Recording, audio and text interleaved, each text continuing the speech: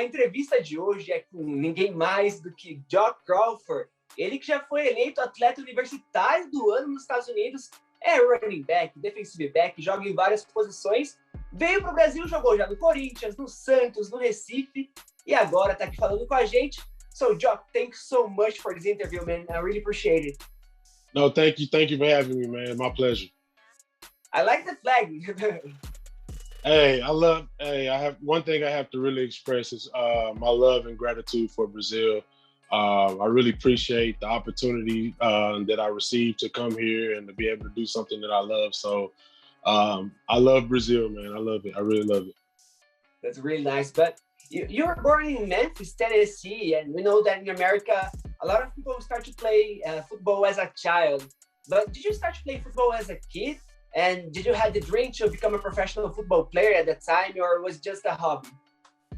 I grew up playing on the streets, just like you guys play soccer, your football on the streets. And when I was 5 and 6 years old, my mother, because I kind of grew up in a neighborhood that wasn't so good, didn't want me to get in trouble. And so she pushed me into American football. And so I started playing at the very young age of 5 years old. That's really nice, man. And you also played for Tennessee Tech, for Kansas University. How was the experience to play at college football? And how was your routine as an athlete, as in you student athletes at the time? Man, let me tell you, there's no experience like that, especially coming from high school. And playing in front of maybe a couple of hundred to 1,000 people to playing in front of 60 to 80,000 people and living actually day to day for sports. You have to focus on sports and education, but you receive your scholarship to play football. So you have to focus just as much on football as you do at school. So it's definitely an experience that I wish that many more people can live. But for me, I'm so grateful for the opportunity to experience that I can be able to talk about it today. Man, that's really nice. And how is it like to play televised matches on ESPN as you played with a massive crowd watching you? Let me tell you, the first time playing on TV was like I couldn't wait to see the replay of the game the next day, to know that my friends back home, my family that couldn't go to the actual game was going to be watching me on TV. And to play on ESPN is just a dream come true, man. It's nothing like it. Like, you watch sports every day, you watch your idols every day, and then you're going to be playing on the same platform as them. There's no experience like it. And it gives you this feeling of anxiety, but it's like excitement at the same time. It's like a real dream that comes true. That's really nice. But unfortunately, the chance in the NFL just not become because of the 2011 lockdown. Am I right? Can you explain for us a little more about that situation? For me, it was a little bit of two things. It was one, I experienced the lockout, which was the NFL the players in the NFL organization had disagreements. So during this period, they locked out where nobody could converse with the other agents, couldn't talk to teams, and there was no training, nothing. And so that hurt my possibility, because at this time I had an agent. He was very new. It was his first year, and he hadn't had any contacts with any teams. And so during the lockout, you have the spring semester to contact as many teams and send film off, but no one could have contact with the agent or the players. So that hurt me. And another part of my story, how I got to Tennessee Tech when I transferred from Kansas, and this is something that I feel that should be talked about a lot. A lot of athletes experience depression. When things don't go your way, you kind of experience depression. And I kind of went through a depression phase, and I gained a lot of weight. And so when I did my pro combine, I was maybe 20 to 30 pounds overweight, and I wasn't fast anymore. I wasn't moving around as the Joc Crawford that was the offensive player of the year that played for Kansas. So those two things kind of worked against me, and unfortunately, I never got my chance to try out for a team. Yeah, man. And as you said, you was the U.S. College Football Player of the Year. How was that for you, man? That's really huge. You know, for us, that's amazing. Yeah, and you know what was so significant was seeing the Last Chance U come about, and I know a lot of Brazilians watch Last Chance U here, so for me, it gives a lot of guys here the understanding of what the process that I went through. So I went to junior college, and you know, the Last Chance U process was actually what I went through, and to be recognized as the Offensive Player of the Year was something I didn't anticipate. You know, I knew that I had talent, I knew I had abilities, but during that time, I was having great game after great game after great game, and at the end of the year, I was voted NCJAA Player of the Year, and I'm like, whoa! And I'm ranked number 1 in my position, and it was just something I didn't anticipate and never expected. But glory be to God that, you know, I was blessed with the opportunity to receive that accolade. That's really nice, man. And after that, you went to play in Finland. How did that invitation come about, and why did you decide to go after doing so well in U.S. college? Man, after the lockout period, I was living in Florida, and you know, I didn't want to give up on my dream to play, but I had lost my motivation. I didn't have the financial means to pay for training, the elite training, and continue pursuing my dream. And I had a best friend that played for the Miami Dolphins, and you know, me and him were living together, and I was going to his games every Sunday, watching him play. And I'm sitting here thinking that, man, I have the abilities to be playing. And so I got motivated again.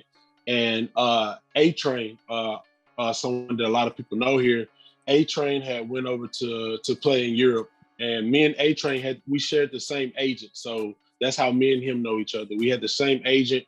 We were training at the same time. A-Train went to play in Finland, and I was curious of how he made it over there. And he explained to me this, the situation and how he got a contract. And so A-Train actually helped me get my contract. He helped me set up a Euros player account, and I put my best film up, and I was contacted by a team, and I was like, hey, it's my only opportunity, because I contacted an agent, and I told him, I say, hey, I'm almost 2 years outside of the lockout. I feel like if I lose this weight, I can get a good shot at playing in the NFL. And his thing was, you need film. And so the only way that I can get film was to go to Europe. That's really nice. And after that, you come to Brazil. In 2015, you arrived at Santos Tsunami. In 2016, you went to Corinthians Rollers. What brought you to play football here in Brazil? And what did you learn about the passages from the teams you played? Great question. At end of 2014 season, I was deciding if I was going to go back to Europe and play or stop playing. But I told myself that I would never give up on my dream again. And so I was contacted by Elimar of Santos, and he was like, hey, we're interested in getting you a contract to come play in Brazil. And I'm like, whoa, Brazil?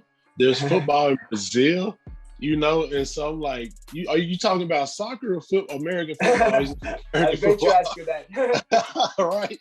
And so I was like, okay, let me do a little research. They sent me the Instagram of the team, and I was able to see that it wasn't as well structured as the Europe League. But for me, I wanted the opportunity to come play and the opportunity to experience living in another country. So I took that opportunity and I ran with it. And so once I got to Santos, I kind of realized a lot of the difficulties that Brazil is experiencing with the growth of American football, the level. And that's where I became passionate about being here and wanting to help. But right now, do you play some soccer? Man, I wish. I've tried to learn.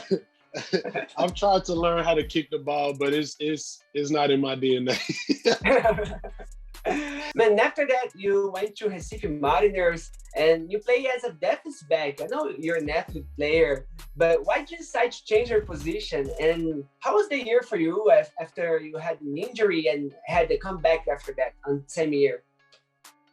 After playing with the Corinthians, so when I left the Corinthians, that was like the last time I had played running back really, and I kind of decided to stop playing running back because I had felt that I wasn't playing behind. I don't take this the wrong way, but I didn't want to risk getting injured because I understood that football is really trying to grow here. There's not too much experience as far as, blocking and things like that. So I wasn't hands-on with helping offensive linemen. And so I didn't get hurt because of playing running back, but I just felt like I had signed with Texas Tech, another Big 12 school in high school. I signed with Texas Tech to play strong safety. So I had experience playing both sides of the ball. So now when I went to play for the Mariners, I felt like the Mariners didn't know too much about me, but I only spoke with Coach Lowry. He was an American coach, and I was speaking to him, and he had said that he had already spoken to A-Train. And so I was like, wow, you've been speaking to A-Train? That's my bro. I'm like, I know A-Train plays running back, but I was like, look, Coach, if A-Train's going to sign to play running back, let me send you some film of me playing safety. And so I sent him some film of me playing safety. And he was like, I don't need to look any further. You can play running back or help on the offensive side of the ball if we need, but you also can play safety and help. And so for me, it was an unselfish move by saying that I'm not going to try to compete with A-Train. I knew that A-Train was a great running back. And so I said, A-Train, you score the points, and I'm going to stop team from scoring points, and let's go win the championship. So that was the focus. And then once I got hurt, man, it was unbelievable because it just happened out of nowhere. I was running a touchdown, a kickoff return back, and I was about to score, and I just felt a tear in my leg, and I just fell down without being tackled. And so I had an X-ray, and I had torn my abductor a little bit. Well, I didn't tear it. I just had a hair thin tear. And so I had to make a decision if I was going to have surgery or do so many days of physical therapy to try to return in time for the playoffs. And by this time we had won 3 games, so he had already qualified for playoffs. Mm-hmm. So I was like, you know what? I'm going to stick it out. I'm not going to have surgery. I'm going to just go to physical therapy and try to get better and try to make it back for the first game of the playoffs. And I did make it back for the playoffs, but unfortunately we lost to the Cazadores. Man, that time, the picture with A-Train and you was really great. A lot of swag and that's Yeah. Me and him had a competition of who's going to dress the best for the game.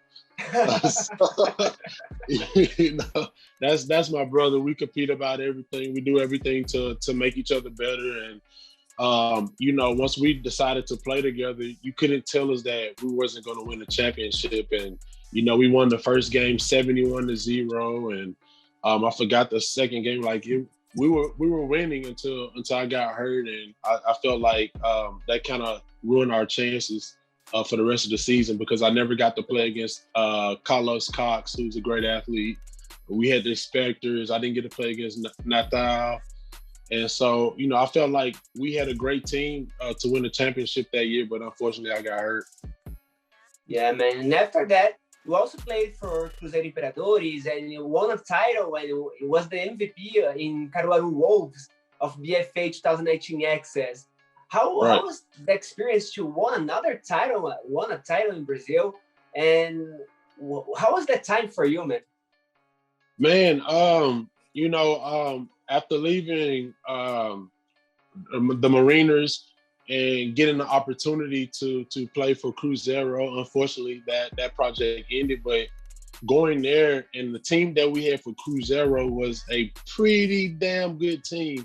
And my whole thing, I was excited to be able to play against Gallo.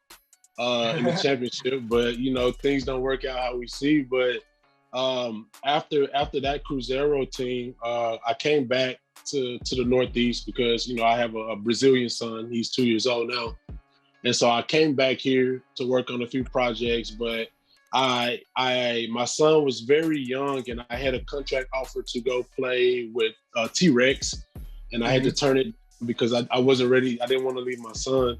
And so Caruaru reached out to me after their first game, and they was like, "Hey man, are you going to play this year?" And I was like, if the contract makes sense, I'll play. And so they presented me with a contract, and I told them my only mission is to win a championship. I don't want to play for any team that doesn't have that focus. Going to the playoffs is cool, but I play to win. And so to play with those guys, Caruaru, they had a great group of guys, great coaching staff.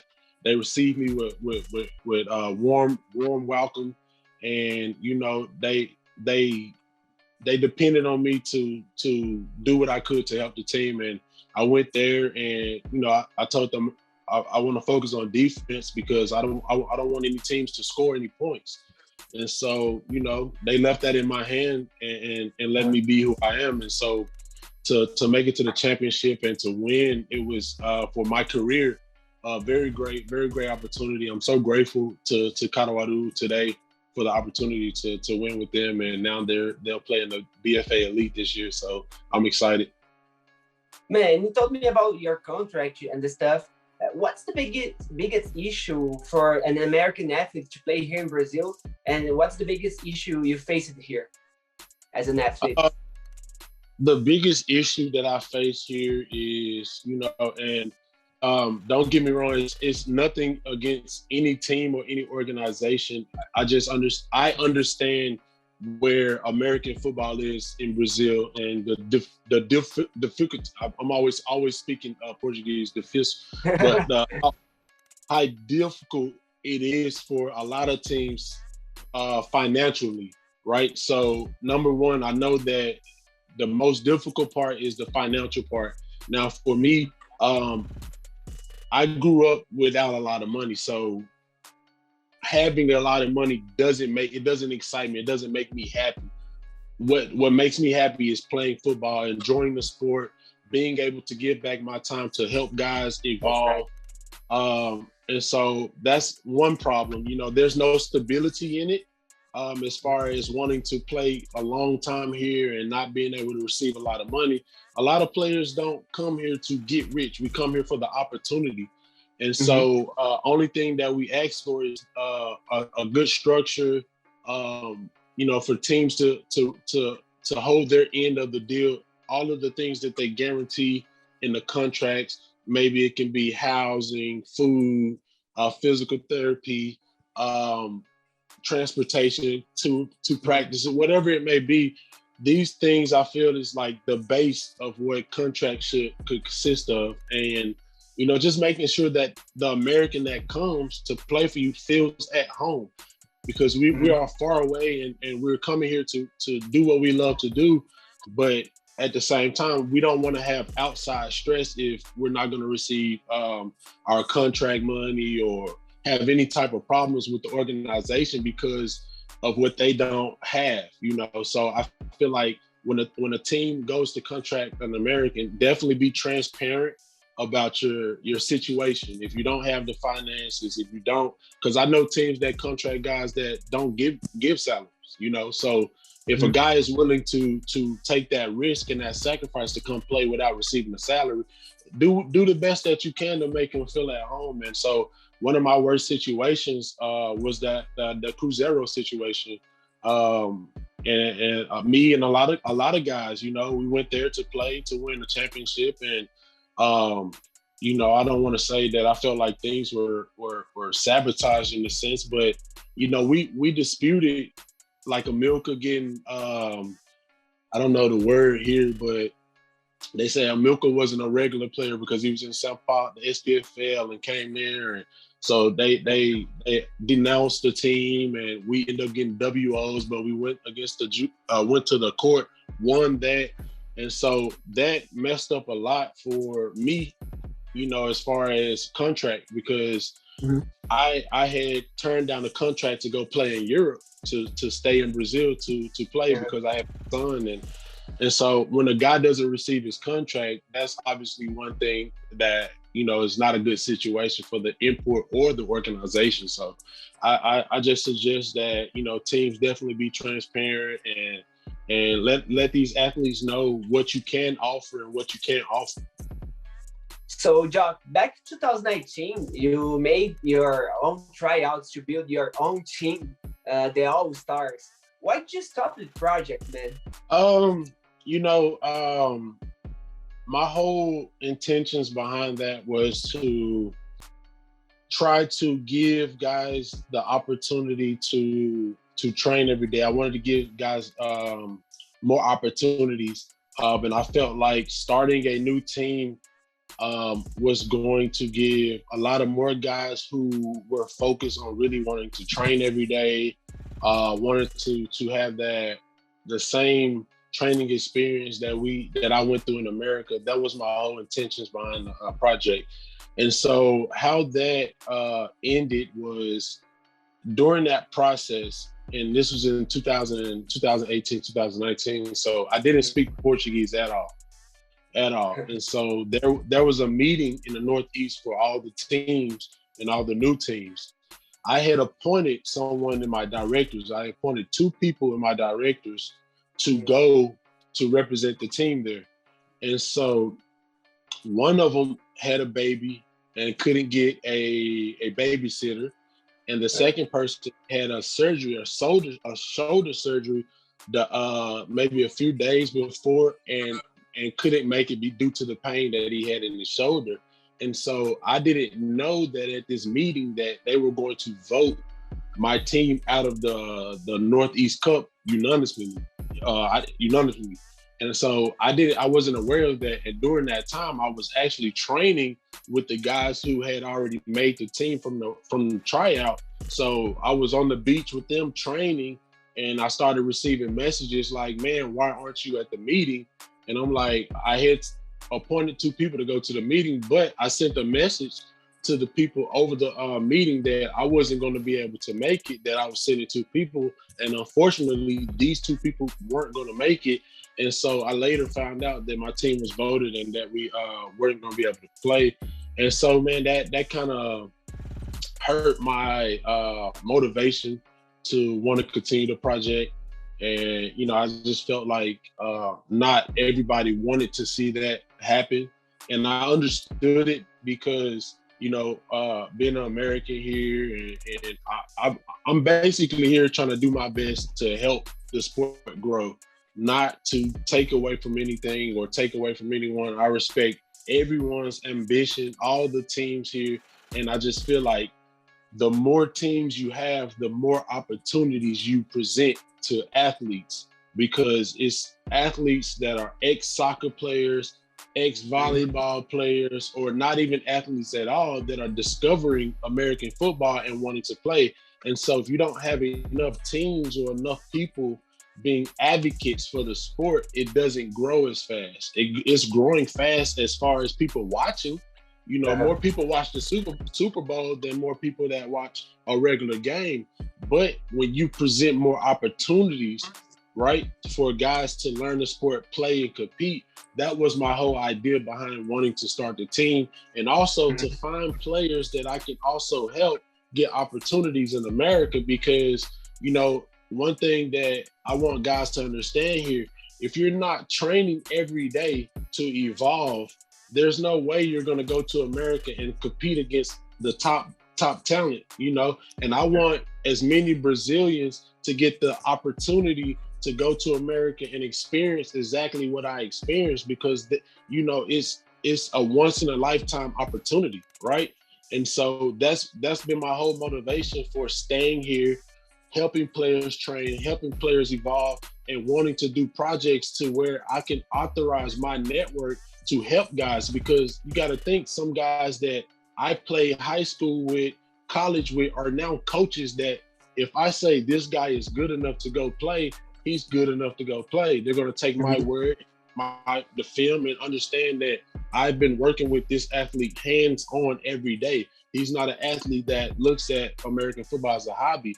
He's not an athlete that, regardless, I've never had a problem with people's financial situation. Like I said, I came from a social background where I grew up without money. I grew up without a father. I experienced these same difficulties, right?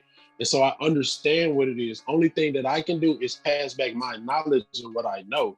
And I do that because I got the opportunity to continue playing. So when I see guys here that are motivated and want to evolve in the sport, I work with them. I don't get paid. I'm not here to get rich or anything like that. Yes, I would love to be able to do business the same as any entrepreneur that would want to go to America and start business. I feel like it's equal opportunity, but I've been playing this game for over 26 years. So I have a lot of knowledge and network to help, you know? And so I just felt like it would be wrong on my part if I wasn't here trying to help. Right. So that was my intention behind wanting to create a team, but I lost motivation behind it because I just kind of felt like I wasn't received, or it was perceived the wrong way. It was perceived the wrong way. You know, I don't want to say I wasn't received. It was perceived because no one didn't tell me you can't make a team. It was that, you know, I kind of heard different things, but it wasn't nothing personally. It was that, you know, from what I know, my team wasn't voted to be able to play, and I understood it, I respected it, and I moved on, and I went to play for Colorado. So, you know, it's nothing against that or the situation, but my whole motivation behind it and any project is just to help the ajudar a desenvolver atletas and esporte aqui. So I just want to help. I was going to ask you about what's your motivation every day to continue, encouraging the growth of football here in Brazil. But I'm going to ask you right now, do you see any professional football becoming here in Brazil in a few years? In a few years, in my honest opinion, becoming more professional. Yeah, it has the possibility, but like I said, you know, and this is I was like, eu não estou falando mal. What I'm saying is, I understand where American football is today. Not every team has the conditions or the structure to practice 2 to 3 times a day. I understand. That's a long process, you know. A long process. So if the quality of the athletes, if athletes aren't every day thinking, I'm going to train every day, even if my team doesn't train every day, the level doesn't increase. The moment that the athletes take it serious and train every day, regardless of the team, regardless if they don't have money for a gym, regardless, find what is going to make you better until athletes start doing this on their own, or the teams hold the athletes accountable. This is the only way that Brazil arrives to a more professional structure, right? And so, yes, it has the potential, but it's depending on every athlete and every team to take this step and say, let's train every day, motivate your teammate who's like, man, I don't get paid to play and I pay to play, whatever. If you're going to play this sport, do it because it's a hobby, but do it because you want to see it evolve for the generation behind you. But I want to know right now, what's the next project? I know we're in pandemic. There's just a few things to do right now. It's really hard to make something. But do you have something in your mind? That's something you're focusing on? Man, honestly, it's been the same thing every year, you know, and I feel like everything is a trial and error. You know, you try to do one thing, you learn from your mistakes, you perfect it, and you do it better. So my 2 missions have always been to help bring awareness to American football in Brazil. And that's by one thing, getting my friends who are in the NFL into what's going on, bringing them here, helping do camps. So in 2016, you know, and this is just one example of something that I experienced with trial and error. So in 2016, when I was going with the credentials, I had a friend named Tony McDaniel, defensive lineman. He had just won the Super Bowl with the Seahawks. And he agreed with me to come down and host a camp for the credentials. We promoted for the camp and everything. I handled his visa and everything at the Brazilian consulate in not Sao Paulo, but Atlanta, Georgia, where I was living and he was living. And I asked the lady at the Brazilian consulate, because at this time there was a window that the Olympics, right, 2016 Olympics, they opened up. You didn't need a visa anymore to come back. I already had my visa. I got his visa. And so as American imports, we have a certain time that you can go back and come forward, back and forth because of the visa. And so what happened was I talked to the people and I said, there's not going to be any problem with me going back because it's open for everyone to go that has a passport. Yes, you're cool, no problem. So I go to Sao Paulo. I think it was 2 days before the camp to organize with Chris, who's the president of the CBFA now.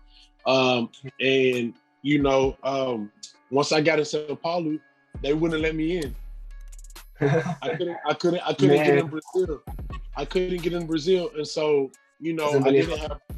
I was in Sao Paulo. I was talking to Chris, and I was like, Chris, they're not letting me in.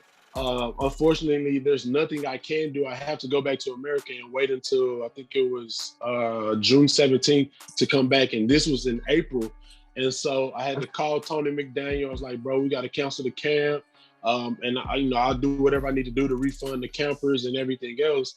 And so that was the first time that I tried to get a camp going. And for anyone who doesn't know, it's very hard to get NFL players to come here, right? Because the short period of time that they have for breaks. Second part has always been something that I started since 2015.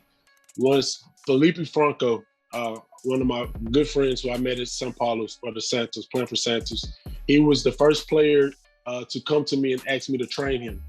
He didn't speak English, I didn't speak Portuguese, but what we were able to do was to communicate through, physical movements.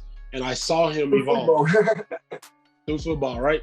So I saw him evolve, and I knew then that I am able to transform and evolve athletes. So I am passionate about helping those athletes who are really wanting the opportunity to either evolve and continue to play here or evolve to continue to play in America. Because I understand this, you cannot take a regular Brazilian player here and go stick him against a college player and tell him to compete.